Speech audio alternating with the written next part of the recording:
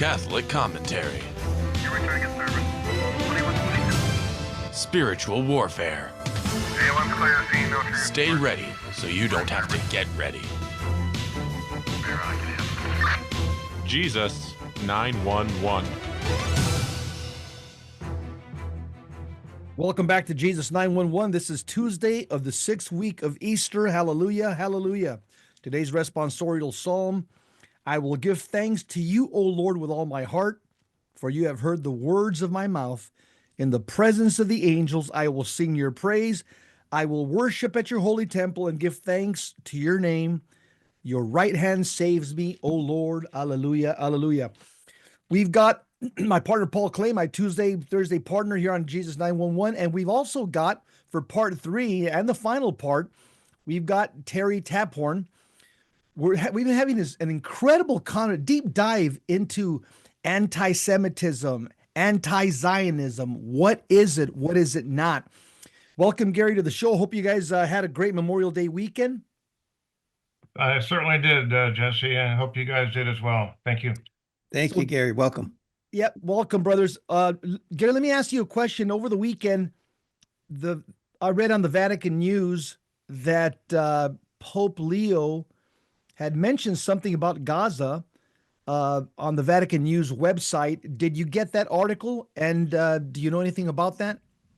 Yes, I did get that. This was apparently the first news item released by the Vatican on Gaza.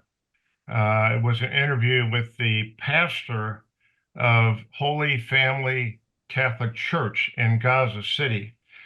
This is the same church that Pope Francis was in the habit of calling every night at 8 o'clock and speaking to them and praying with them.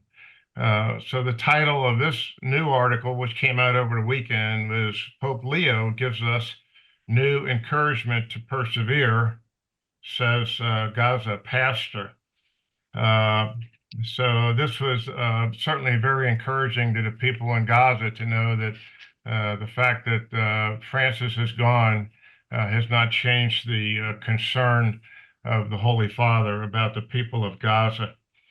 And I just wanted to mention a couple of very brief points in this article, which should highlight the nature of the catastrophe that faces the people in Gaza right now. It's been basically 3 months since virtually any substantive aid, either food or medicine, has come into Gaza. And when the Vatican News people asked Father Romanelli about that, he had the following points to say.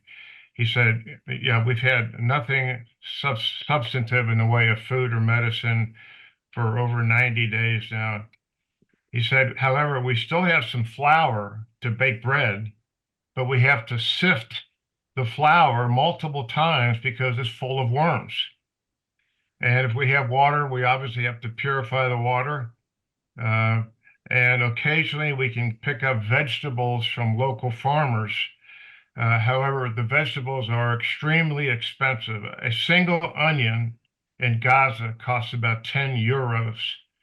And tomatoes are only slightly more affordable, about 15 euros per kilo. So this gives you an indication of how dire the situation is. Also, they mentioned diapers in the phone call. In Gaza, there are no diapers to be found anywhere. They're needed for both infants and for the elderly. When on the rare occasions they can find diapers, they cost no less than 3 euros a piece. And I add on to that, this is from another source that I was looking at over the weekend. You know, USAID was one of the first casualties of the Trump administration, and I understand why. I think there's lots of room for that organization to improve. But USAID is the designated U.S. government agency to deliver food overseas in times of famine. And because of what happened in the first month or so of the Trump administration, I was reading in another article that the warehouses maintained by USAID around the world, including in the Middle East, the food in those warehouses is now starting to rot because there are no employees there to cycle the food and to keep rotating it and so forth. So it's not as though that food could go into Gaza in any event because the Israelis won't let it in. But even if Yeah. Israelis would let it in, the U.S. is now in no position to help. So it's just another sad aspect to this story on Gaza. Gary, and also we Yeah. know that Cardinal Pizzaballa, he's also joined Pope Leo the 14th in urging peace in the Holy Land, and he's encouraging Christians around the world to take concrete action to assist those suffering in Gaza. So there's a lot of spotlight on Gaza right now, and it seems to me from some of the articles I read over the weekend as well, as that Trump and Netanyahu seem to be clashing. There's intense disagreements over Iran, over Gaza. There seems to be tensions in that relationship as well. And so, for those people that think that Trump and Netanyahu are wedded at the hip, that seems to be falling apart right now. Have you heard anything about that as well? Have you read anything about that over the Yeah, weekend? there's a lot of scuttlebutt and speculation as to what will happen there. I personally am not overly optimistic that Trump will. I mean, separating himself from Netanyahu is one thing, but that does not necessarily imply that he's going to come to the rescue of the Palestinian people. There's other issues in Israel involving Syria and Iran and other things. Um, so, during his really 4.5 years now as president, Trump has never given a single indication that he is interested in the welfare of the Palestinian people. The so-called casino option, which we talked about, I think, last week at some point, that's really a sham. It's just Well, a kind of a farce of a way to move the Palestinians out of the way and to yeah. give land to Israel. So Yeah. I hear the rumors. I'm not. I'll believe it when I see it. Gary, Gary, so the title of this show, Zionism basically versus anti-Semitism, anti-Zionism Right. versus anti-Semitism. Right. So there are those, as you well know and have pointed out, that would like to make it that if you are anti-Zionist, you automatically are an anti-Semitic person. Yes. And I think therein lies the problem. People conflate these two things as if they're one. And so there's a lot of political pressure on Donald Trump. Nobody wants the famous scarlet letter. Oh, you're an anti-Semitic. And I just think that everything that you're saying is right. I don't know that the whole USAID thing is necessary. I mean, certainly it added to the frustration there, but as you rightly pointed out, Israel's not letting anything in. Why? Because they're trying to achieve their end, and what is that end? They want to remove them from the land. Period.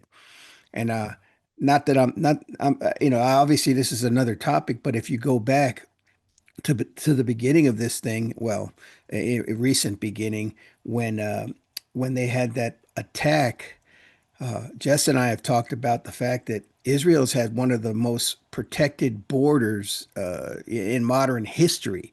There's no way that that attack could have occurred in the way that it did unless somehow, some way, somebody wanted it to happen, Right. so that they could use this for the excuse to do what their political to fulfill their political agenda, which is essentially eradicate them from the land and Exactly. reclaim. Yeah, Yeah.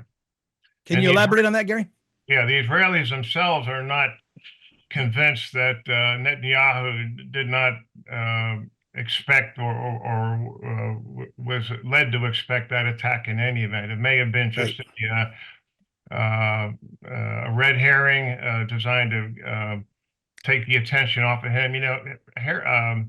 Netanyahu is the defendant in 3 separate trials right now in Israel involving corruption or fraud or something like that. So anything that would take the burden off of him would probably be an option, Gary, how about the Christian leaders in the Holy Land? What is their view of Zionism and the current conflict? Has Cardinal Pizzaballa ever spoke on that? Do you know? Right.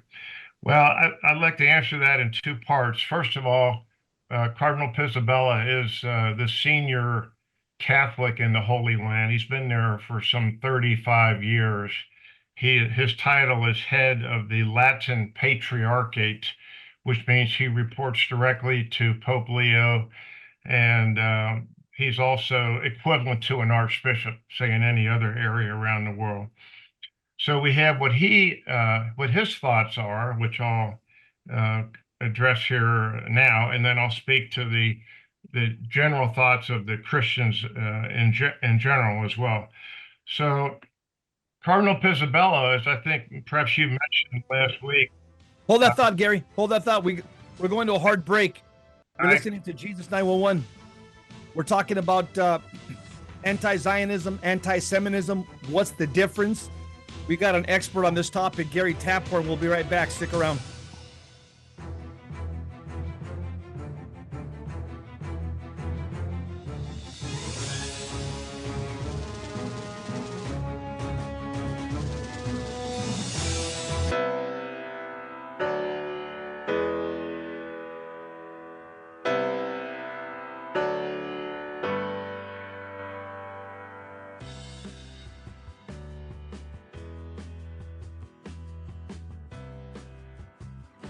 Genesis 1:27 says, God created man in his own image. Male and female he created them. According to Pope St. John the 23rd, it is not true that some human beings are by nature superior and others inferior. All human beings are equal in their natural dignity. May God help us to look upon everyone as a person created in his image and likeness, and treat everyone the same without favoritism or prejudice.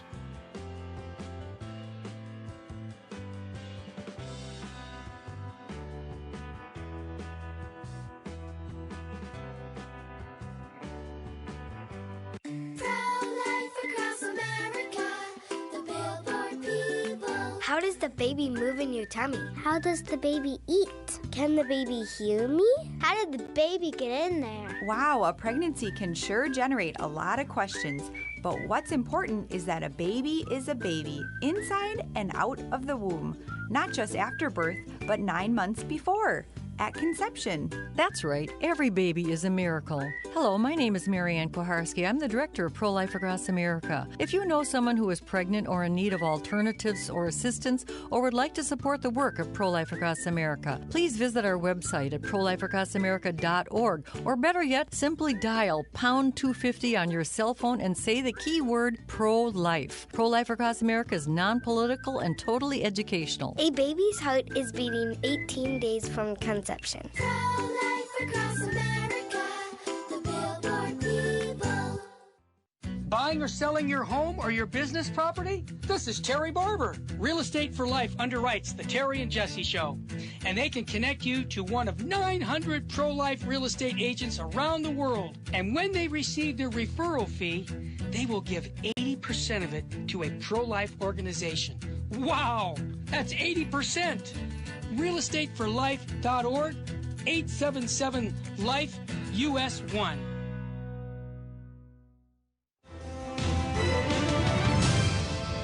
Now, back to Jesus 911.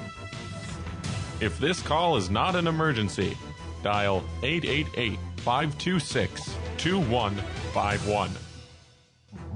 We're back, Jesus 911. We're here with Gary Taphorn, Paul Clay, and myself, and we're talking about anti-Semitism, anti-Zionism. Gary is an Army veteran.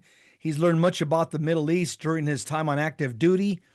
and you can tell he's a high information Catholic Christian when it comes to Middle East politics. So, Gary, you were talking about the difference, what Christian leaders in the Holy Land, like Isabel and others, what Right. they believe about Zionism, anti-Zionism, and the current conflict in the Middle East.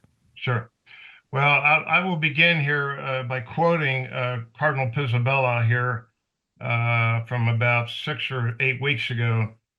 Needless to say, he's quite frustrated with the current situation. In fact, he said he's never seen it so bad in his 35 years.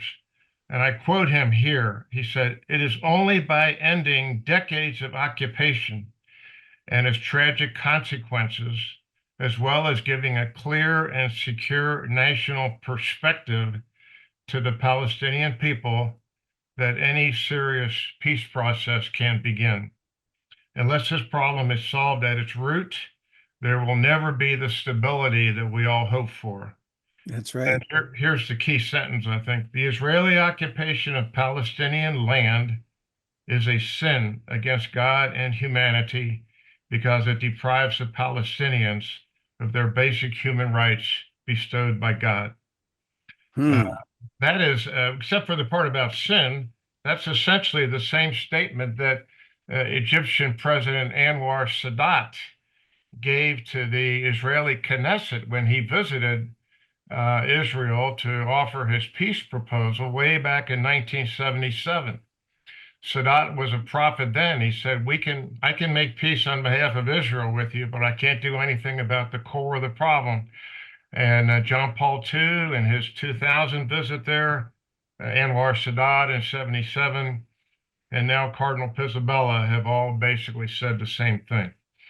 The second part, to refer to the Christian leaders, remember there are Protestant and Orthodox Christians as well in the Holy Land, and they, over the years, they have pooled their efforts. There is now an ecumenical organization which speaks on behalf of all of them, Catholics, Protestants, and Orthodox. That ecumenical organization is known as Kairos Palestine. That's Kairos, Kairos Palestine.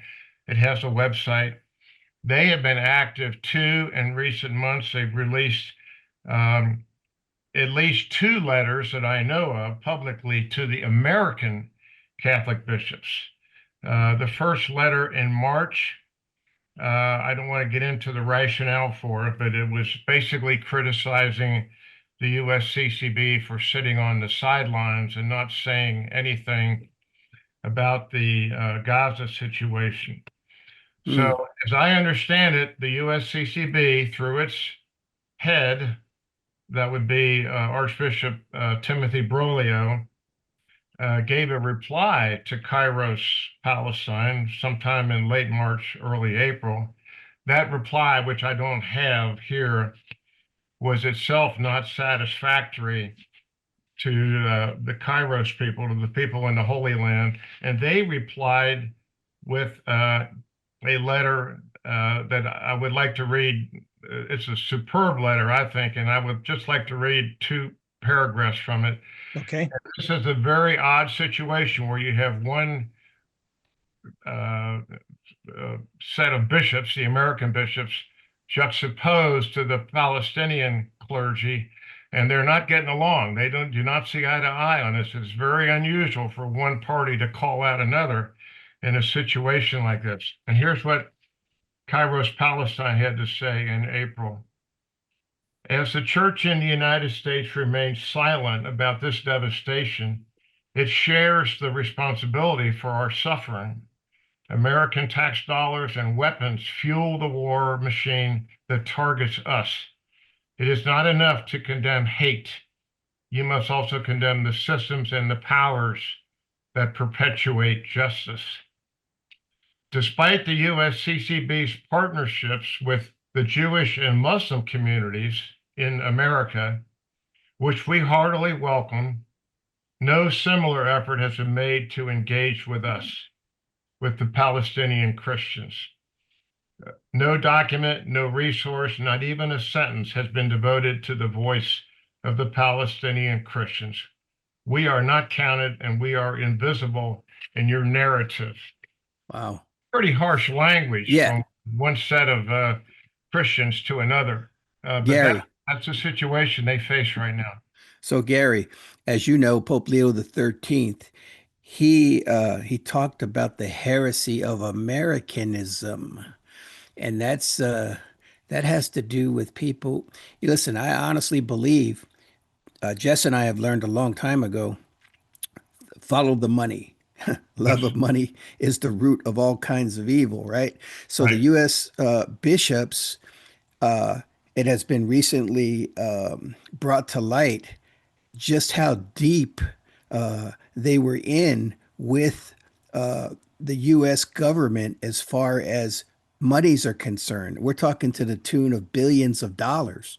right, And so it's not hard to see why they might remain silent when you understand the history of this country and you understand that many of those in Congress happen to be fundamentalists and evangelical Protestant Christians who, in their mind and in their understanding of theology, they will, they feel they have to back Israel no matter what.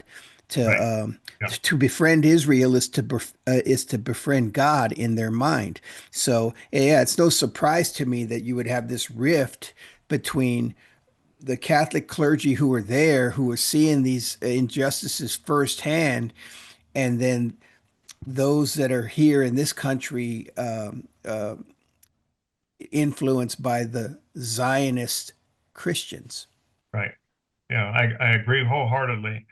And Palestine, of course, represents a net drain for the bishops. If they're going to take action on Palestine, uh, presumably that means they're going to pass the hat and ask for donations. Mm, Whereas the current protocol they've been using, which is to handle inbound refugees, means they receive money from the government. mm. So it's the bishops acting out of their normal uh, habit, I guess you could say. But nonetheless, it really is sad. It really is sad that this has happened. And by the way, I wanted to quote to you one more point. This is not your grandparents' USCCB because the Mm, USCCB was not always so reluctant to make a statement on behalf of the Palestinians. But way back in 2001, this was a different era, probably a different set of bishops in charge, when the second Intifada was happening in Israel.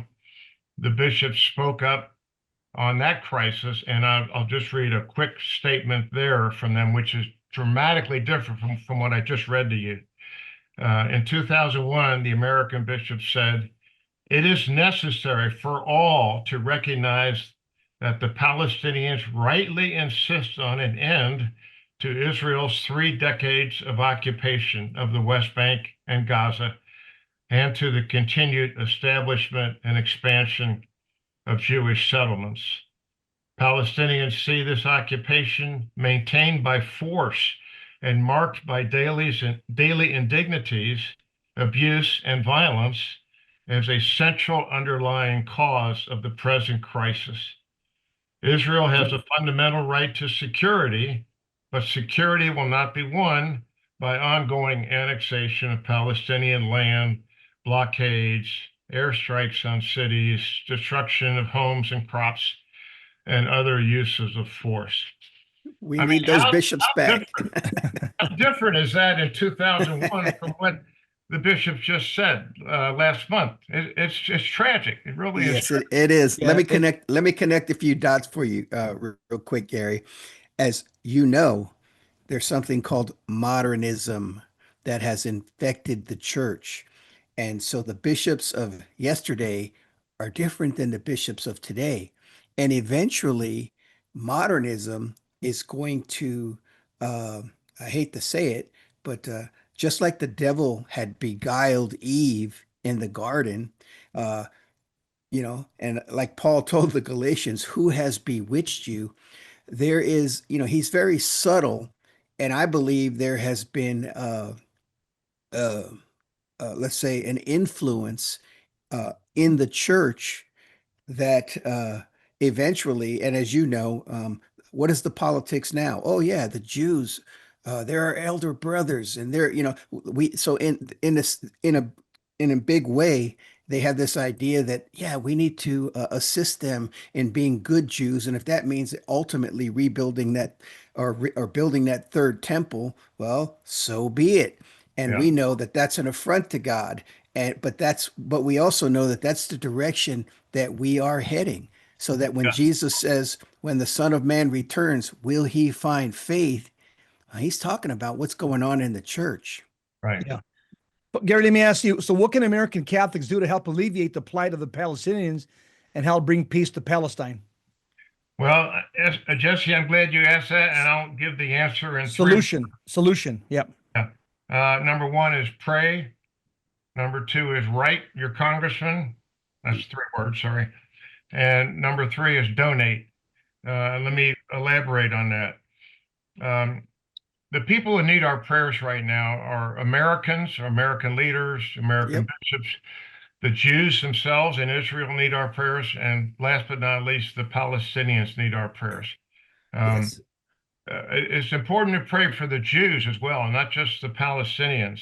And in doing some research on this, I realized that, and if you know your liturgy, you already know the answer to this, the church only prays for the Jews 1 day a year.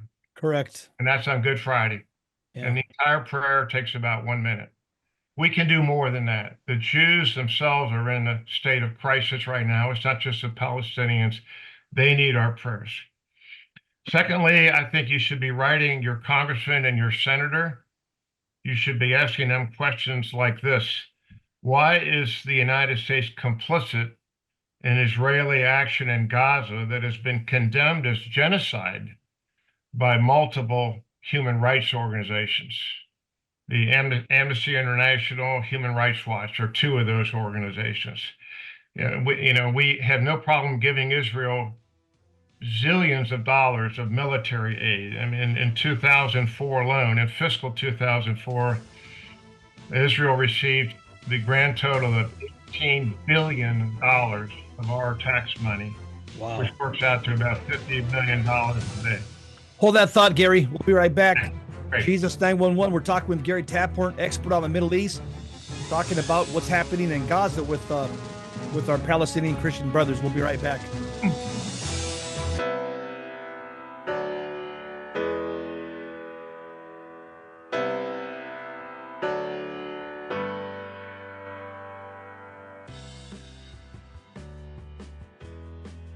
Here's a great way to support Virgin Most Powerful Radio. Do you have an old car you want to get rid of, motorcycle, RV, or boat? Simply call 855-500-7433, and when they sell that vehicle, a portion of that money comes right back to support Virgin Most Powerful Radio. It's an easy way to do it. I want to thank you for it.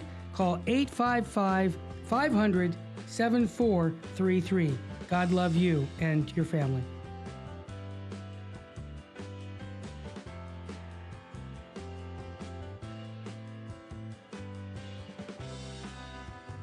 This is a minute meditation from Virgin Most Powerful Radio. God has given us a new birth into an imperishable, unsullied, and unfading inheritance, kept in heaven for you.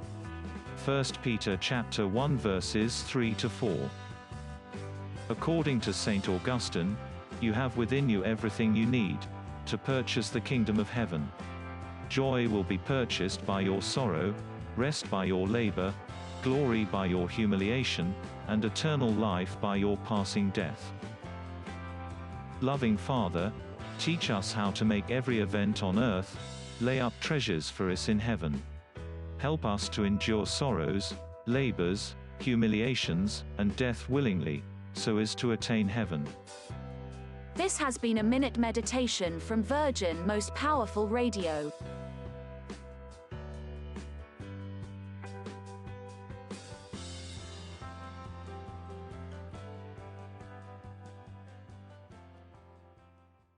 Buying or selling your home or your business property? This is Terry Barber. Real Estate for Life underwrites the Terry and Jesse Show, and they can connect you to one of 900 pro-life real estate agents around the world. And when they receive their referral fee, they will give 80% of it to a pro-life organization.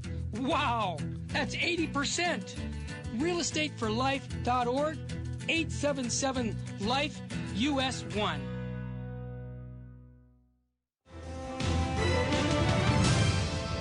Now, back to Jesus 911.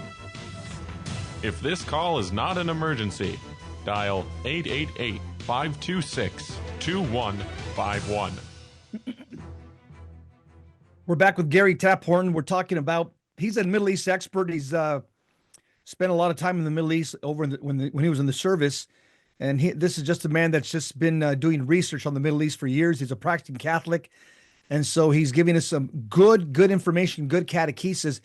Gary, the last question that I had asked you, and we came to a hard break, is, again, what can American Catholics do to help alleviate the plight of the Palestinians and help bring peace to Palestine? You were continuing on part 3, I think, on that. Right, yeah. Well, we talked about praying, certainly writing your congressman and your senator, for that matter, write the White House. And the third, and by no means last point, was to donate.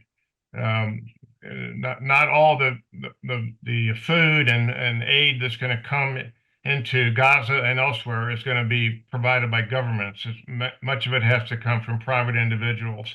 And from long experience myself, I can recommend 2 Catholic organizations who do this like a champ. They both are experts in the Middle East.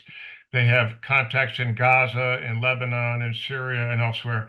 And they are Aid to the Church in Need. That's AID, A-I-D, Aid to the Church in Need. And the second organization, which perhaps more of your people are familiar with, is the Catholic Near East Welfare Association, CNEWA, Catholic Near East Welfare Association. If you donate to either of those, you can rest assured that your donations will be well sponsored and get as quickly as they can to the people who need it the most. Gary, I've heard of the first one. They have a stellar reputation, but thanks for sharing that second one. I haven't heard of them. So, okay. Gary, what are Catholics to make of the potential building of a third temple in Jerusalem? This is, something that's taught by, Protestant fundamentalists, rapturists, dispensationalists. We've got to build the third temple so we can usher in the 1,000-year reign of Christ. So as Catholics, when we hear Protestants talk like this in the Trump administration or on TBN channel, what's a Catholic to make of this? Well, I'm glad you asked that as well, because this is such an incredibly confusing issue. And, people all over the map on this issue of a third temple. Let me begin just by stating this. First of all, we know that the so-called Temple Mount in Jerusalem, that's the big ancient platform on which the Temple of Solomon and then the Temple of Herod sat at one point. That is now occupied by 2 Islamic structures and has been for about 1400 years. They are what's loosely known as the Dome of the Rock and the Al-Aqsa Mosque. And the first, challenge, if you will, for the Jews, if they wish to build a third temple there, is what to do with these 2 structures, because they would have to be demolished. And everyone understands around the world, this would be a red line, the mother of all red lines, that Muslim nations all around the world, not just in the Middle East, would be upset by this. Whether it would result in war or not is another issue, but certainly it would create a situation that nobody wants to pursue. Secondly, you have to ask the question, why do the Jews want a temple? Because many of the Jews themselves are really not Orthodox practicing members of their faith. I mean, there are many atheist Jews, Jews who take their faith kind of as a kind of almost as a sidebar to their life. And why do they want the third temple? Is it honestly to worship Almighty God, or is it for some other reason? And the Jews, I won't say the Jews, but Israel itself has done surveys on this. And one of the more recent surveys that I saw showed that a goodly number of Jews in Israel want a temple simply as a source of national pride.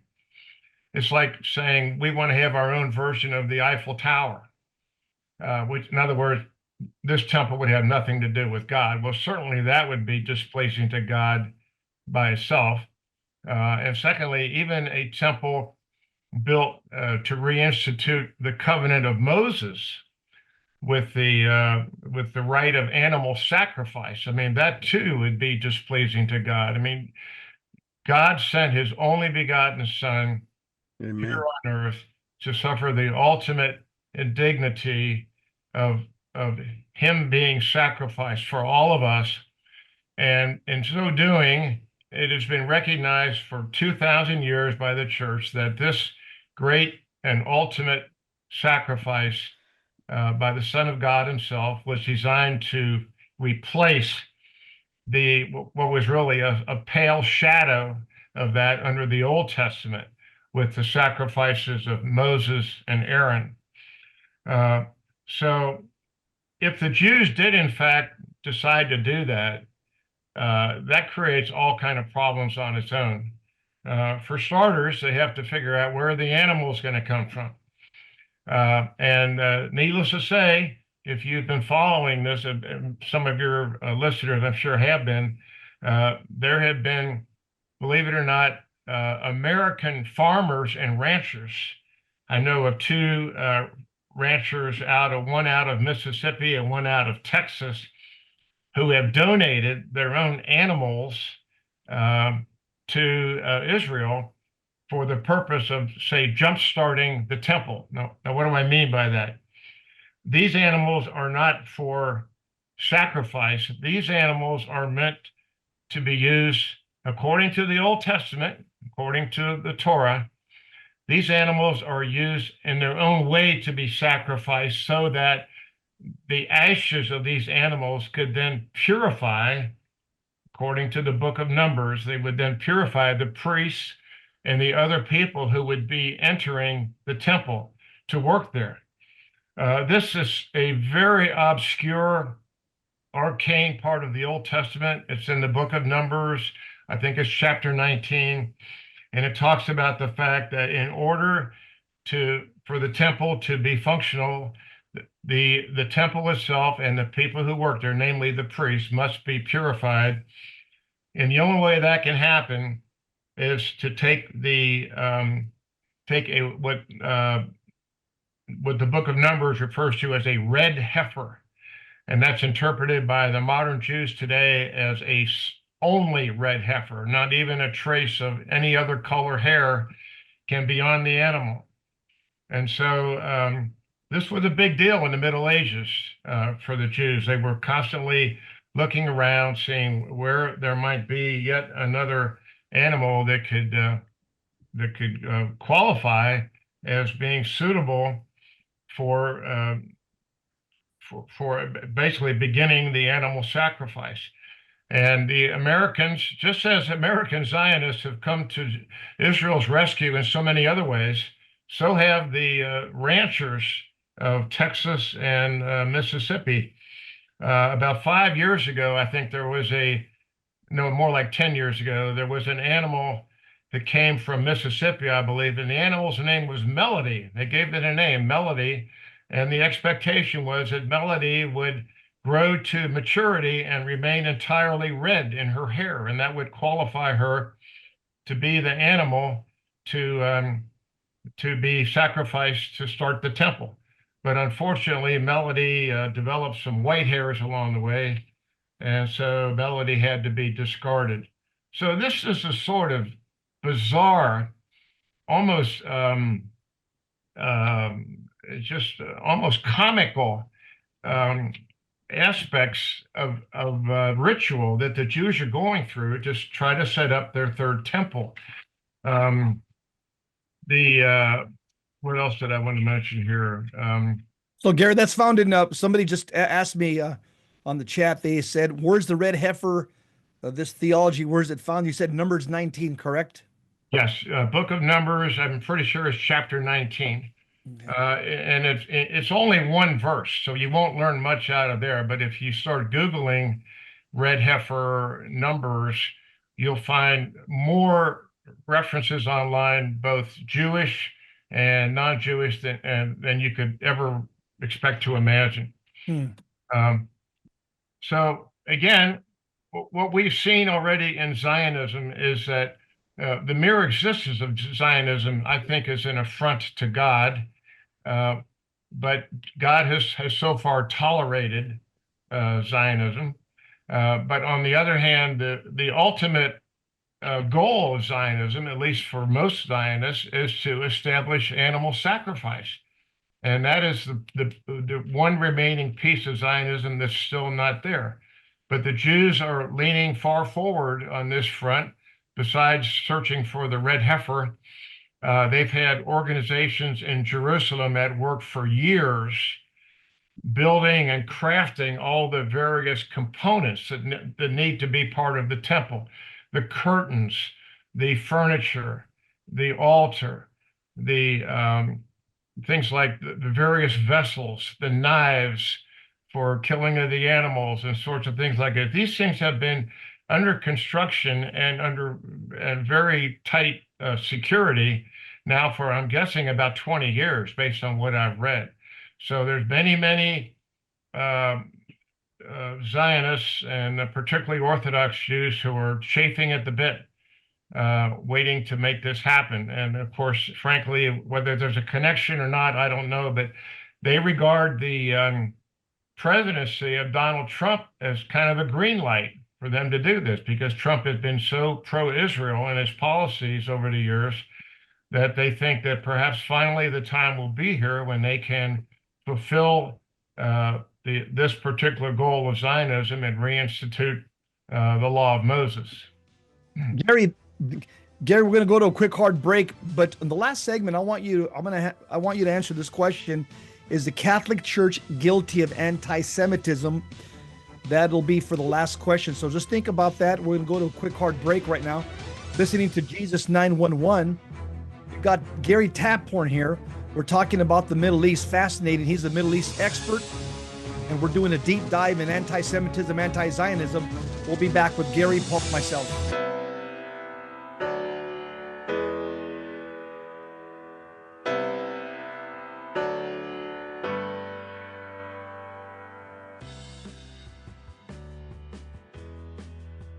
Hey, Terry Rodriguez. I'm a monthly donor here in Phoenix, Arizona. Retired Phoenix cop. And I've met Jesse before, and I just want to tell you, you guys were on fire yesterday on the Terry and Jesse show. You guys were on fire. I went to bed thinking, man, what an unwinnable war. But when I got up, I listened to you guys. You know, you guys are doing good work, man. Doing God's work, and keep doing it. I know it gets exhausting sometimes, but there's people out here that really need the inspiration and evangelization that you guys are giving us. So my best to you, and I'm Eddie Rodriguez. I'm a monthly donor and proud of it.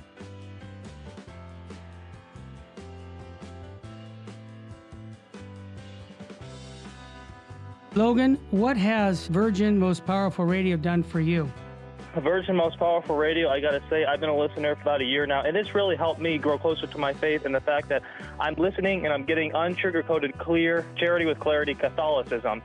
And it's really helped me even, grow so much deeper in my faith as a young man and discern the priesthood and have a love for Jesus Christ. And this is so seen on the Terry and Jesse show on Virgin Most Powerful, the unsugar-coated, clear truth of our Catholic faith that is so lacking today. It's almost like the Terry and Jesse show. It's the orange juice Catholicism. It's filling things up. I just need to give my shout out, my praise. I'm just so appreciative. It's just really helped me, and I know people want to hear this. It inspires me to want to speak it, and it inspires me to even go as far as discerning the priesthood to think I should speak this. We need to stand up for our beautiful faith. This is this unsugar-coated beauty, and this is just what I've seen on the Terry and Jesse show. I encourage listeners to start donating and support this cause. It has just truly impacted my life, and all I just want to give is some praise to it.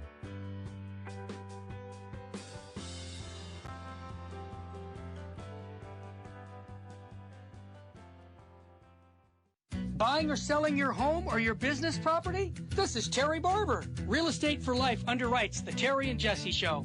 And they can connect you to one of 900 pro-life real estate agents around the world. And when they receive their referral fee, they will give 80% of it to a pro-life organization. Wow, that's 80%. realestateforlife.org, 877-LIFE-US1.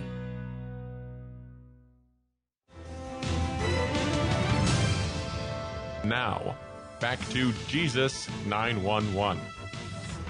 If this call is not an emergency, dial 888-526-2151. Back, Jesus 911.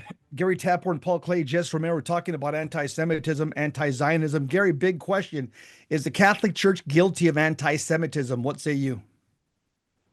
That's a very good question. It's a popular question, Jesse, and my answer to that is that although you cannot prove a negative, the answer, as far as I'm concerned, is yes, the Catholic Church is not guilty of anti-Semitism.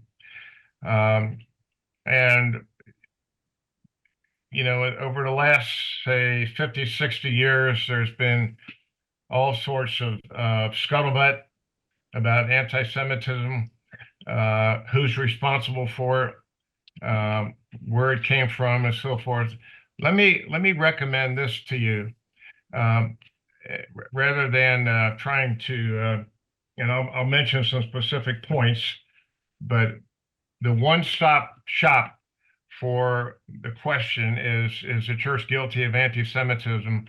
The one-stop shop is in this book here. I don't think your viewers can see it here, but the book is entitled Bearing False Witness, Bearing False Witness, by a non-Catholic writer by the name of Rodney Stark, S-T-A-R-K. And Stark has been, frankly, even though he's not a Catholic, has been one of the great defenders of the Catholic Church in the 20th century. And in chapter 1 of that book, Bearing False Witness, there is a thorough discussion, about 40 pages, of anti-Semitism.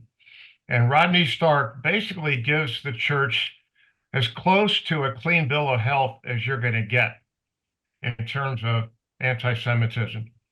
Let me mention some of his findings here, and this is the result of research over many years. Yeah, Randy Stark is a great researcher. He wrote another book, basically also defending all the anti-Catholic myths throughout history, and he just does a bang-up job. And I read his bio. He's not Catholic. I said, this guy defends the Catholic Church better than any Catholic I've ever read, and he's not Catholic. So go ahead. Yeah, I know who he is. So, for example, he looked at the years from the time of Christ up to the year 500, and he said, the records are so thin there that I can't find any evidence one way or the other. But to the extent that we know of anti-Semitism, it doesn't exist. Then he went from 500 to the start of the First Crusade, just shy of the year 1100 AD. And there, where he had ample access to records, he basically found nothing. He said, I find no evidence whatsoever of anti-Semitism on the part of the church over those 600 years. Then the first time where you start to see evidence of anti-Semitism comes not from the church, but from the European nations. At various times, England, France, and Spain, I think, have evicted the Jews, caused them to leave. But again, that was the secular governments of those countries, and it was not a matter of persecuting the Jews so much as it was simply pushing them into exile. What year were we talking there, Gary? I'd have to. There's a different year for each country. England was, I think, around the year 1200. Spain would have been later, around the 13 or 1400s. But we could look each of those up individually. Mm-hmm. Also, Stark found that anti-Semitism didn't start in the AD era. the Jews, for whatever reason, had a habit of making enemies even before the time of Christ. The Romans were well known to be, if you want to use that term, anti-Semitic, even before, even back in the era of the Maccabees, let's say. When you look at the Crusades around the year 1200, that's the only era where you can see some evidence, I say some evidence, of anti-Semitism. And it came not from the Catholic bishops and certainly not from the popes. The anti-Semite actions came from the leaders of the Crusades, the military leaders. And that was the one time of substance when in the land of Palestine, there was a lot of friction between the Jews, the remaining Jews who lived there, the Christians, and the Muslims. So it was only when the Europeans as outsiders came in that we started to see friction. Also, if you go to Wikipedia and look this up, I found that in the Wikipedia article, there were no fewer than 19 Catholic popes during the Middle Ages who issued some sort of encyclical or papal bull or some other document in defense of the Jews. 19 separate popes. That's pretty substantial. And the standard policy, while Jews were typically in European society, Jews were typically not allowed to hold public office. Typically, they weren't given jobs in the public sector, let's say. But nonetheless, if you want to call that discrimination, okay, call it discrimination. But the point is that what the Jews had was never taken away from them. There was no forced conversion of Jews. There was no confiscation of property. There was no taxation, no separate taxation just for Jews, to put it that way. No interference with Jewish festivals, anything like that. Where you do see, unfortunately, where you do see anti-Semitism coming into play is with the Reformation in the 16th century. Martin Luther in particular, and there were a number of other, particularly German Protestant sects that came alive during that period. Some of them, particularly Luther, were viciously anti-Semitic. Luther even wanted it came out in their sermons, Gary, and their sermons are recorded on the internet. You can hear Luther. Yeah, they're all written down, those sermons, right? Luther was in favor of burning Jewish synagogues, for example. So needless to say, you don't see anything like that from the Catholic world. And then if you fast forward to the 20th century, you see a whole new era of anti-Semitism popping up. It started, from what I can see, it started under the Soviet Union, and it started in the 30s and 40s. And the target that, actually, I'd say 40s and 50s was a better fit. And the primary target was Pope Pius XII, Eugenio Pacelli. They wanted to figure out a way, the Russians did, and the Soviets, to discredit Pius XII, who was hugely popular in the West. And so after a study here shortly, apparently right after World War II, the conclusion was, well, if you can convince the West that Pius was an anti-Semite, that's the easiest way to get him to lose faith and lose credibility with the Europeans, the Americans, and others. So apparently the result of that effort was a play in 1963, and you probably have heard of the play called The Deputy. I Was a Deputy, written by an East German playwright, a man named Rolf Hochhuth, which apparently smeared Pius XII quite badly. And then fast forward a couple decades after that, and you started to see a series of books that were unfavorable to Pius. John Cornwall wrote a book called Hitler's Pope. You probably remember that book. Yeah. And there were some copycat books that came along there. But what I would like to tell your your listeners, Jesse, is that my version of Pius XII comes from the head Jewish rabbi in Rome, a man named Rabbi Zolli, Zolli, who worked hand in glove with Pius XII during the Second World War, trying to protect Jews from the Nazi influence in Italy.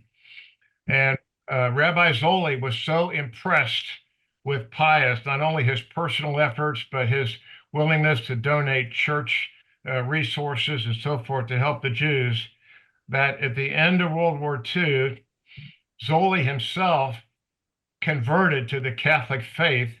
And not only did he convert, but he even took as his baptismal name Eugenio, which was Pacelli's first name. This was a way of him honoring the man whom he respected so much in the Jewish time of crisis during World War II. So I would, if it comes to taking the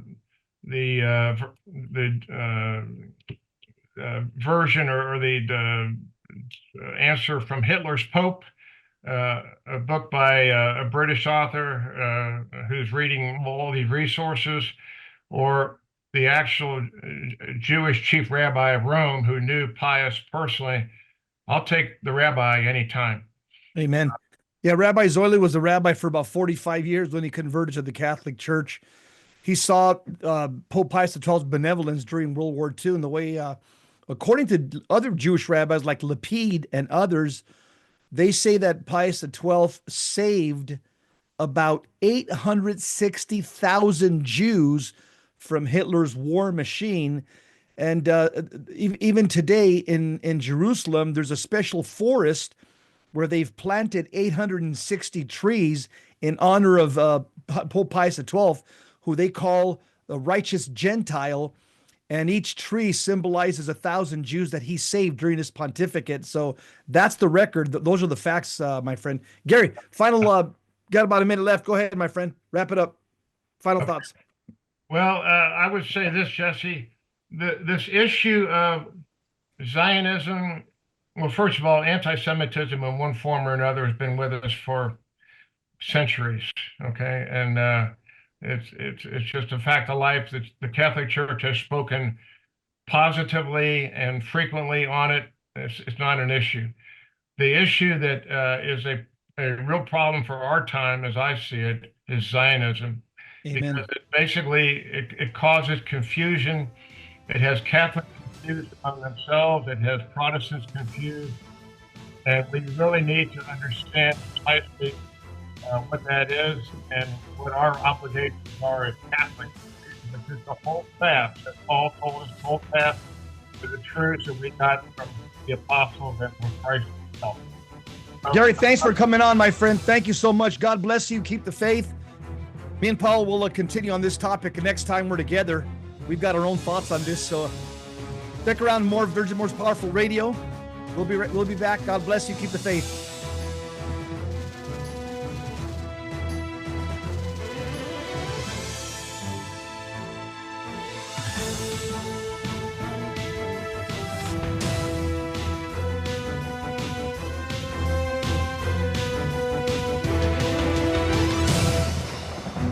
Saint Faustina's Prayer for Priests. O my Jesus, I beg thee on behalf of the whole Church, grant it love and the light of thy Spirit, and give power to the words of priests, so that hardened hearts might be brought to repentance and return to thee, O Lord. Lord, give us holy priests. Thou thyself maintain them in holiness.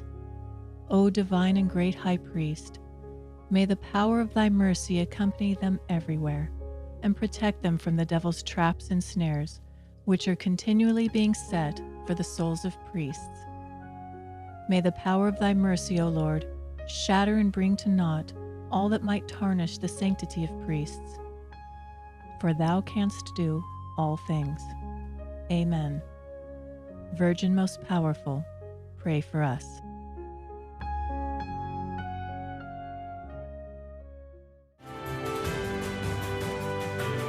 Virgin Most Powerful Radio, sharing the gospel with clarity and charity.